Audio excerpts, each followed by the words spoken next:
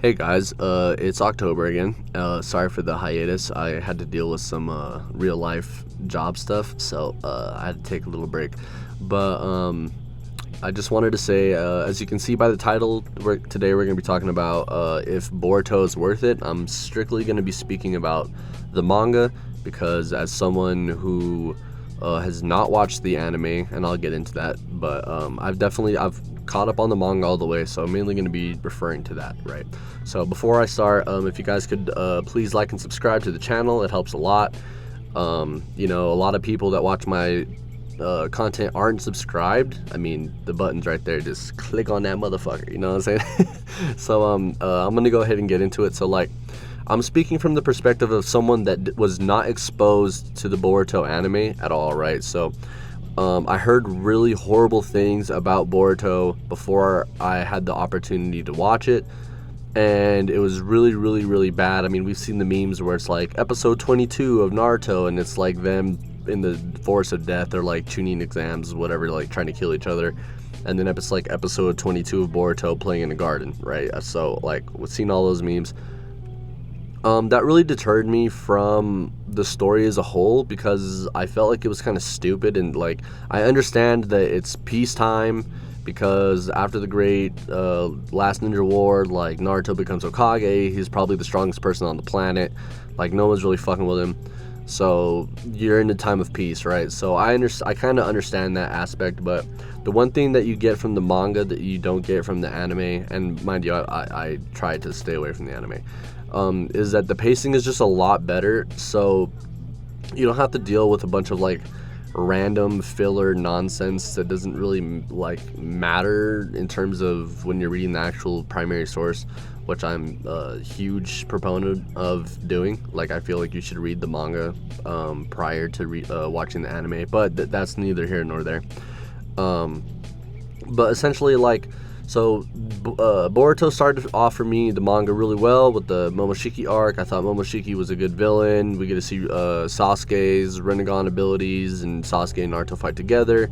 We get to learn about kind of how Boruto is kind of like a snotty little brat, and then how he changes his way to become more, he finds his own like ninja way. And that happens mainly in the arc with the protection of the daimyo's son. I dropped it after that because that arc was kind of sucky. I didn't necessarily like it. I understood the importance of introducing Kara and Karma into the story, and giving it like a little bit of like foreshadowing, I guess, or like prep to see what it was going to look like. But so I put it down after that because, like I said, I thought it was getting kind of boring, and I was kind of afraid that Boruto the manga was going to be like Boruto the anime, and I was just not going to enjoy it. But it turned out not to be the case, actually. I picked it back up after about like a month or so, once I started seeing more and more leaks on Twitter.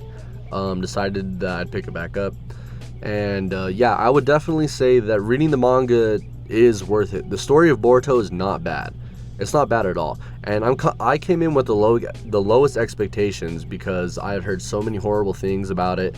And so when I read it, I was actually able to enjoy it because I wasn't expecting it to be Naruto. Like, Boruto is not Naruto. Boruto says in the beginning that this is not the story of my father, this is my own story. So you can't go in there expecting it to be just like Naruto, because it's not, it's different, right?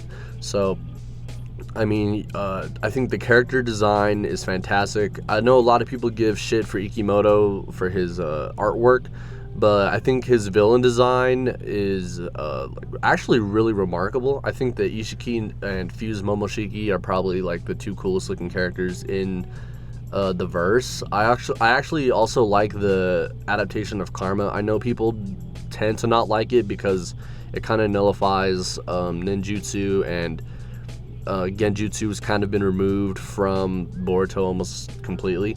But do we get to see like more versatile ways in order to combat karma and stuff like that? So I mean, like I said, it just gets more and more developed as time goes on, right? We see people like Amato who have secret motives that we still don't technically know about all the way up until chapter 80. We're not completely sure. what his plan is. Like, obviously he wants to resurrect his daughter, but to what extent? How is he going to use Kawaki? How is he going to use Ada? You know, by the way, the spoiler alert, I'll make sure to put one, I'll have my editor put one in the beginning, because fuck, sorry. But no, yeah, I definitely think that everyone should give Boruto a try, and with a clean slate, and not expect too much of it, because that kind of, like, it's not really fair to give it the expectations of Naruto, because like I said, it's not. So yeah, I definitely would say that it's worth it to read. You get better pacing. The villains are written really well. The abilities are written really well. I know people make the chakra alien jokes, whatever, but it's all written really good. I think it's really done really well. And now that it's on hiatus, I think now's the perfect time. If you haven't already picked it up, I would pick it up and read it.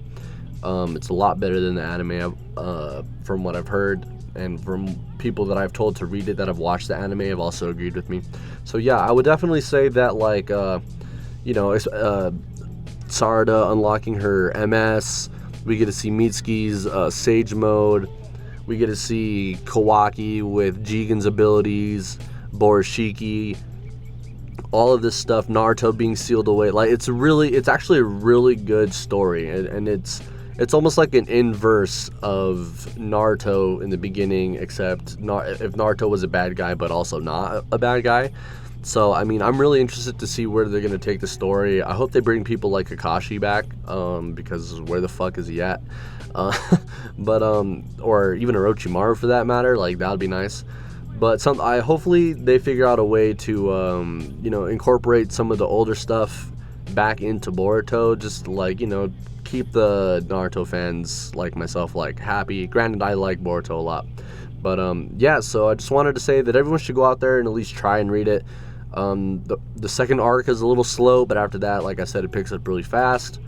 I think the character development's really well, are done very well. So, I mean, yeah, I definitely would suggest reading it, as opposed to watching the anime. If you want to watch the fights, cool, that's what I do. I watch the fights, but yeah, I definitely would suggest reading it.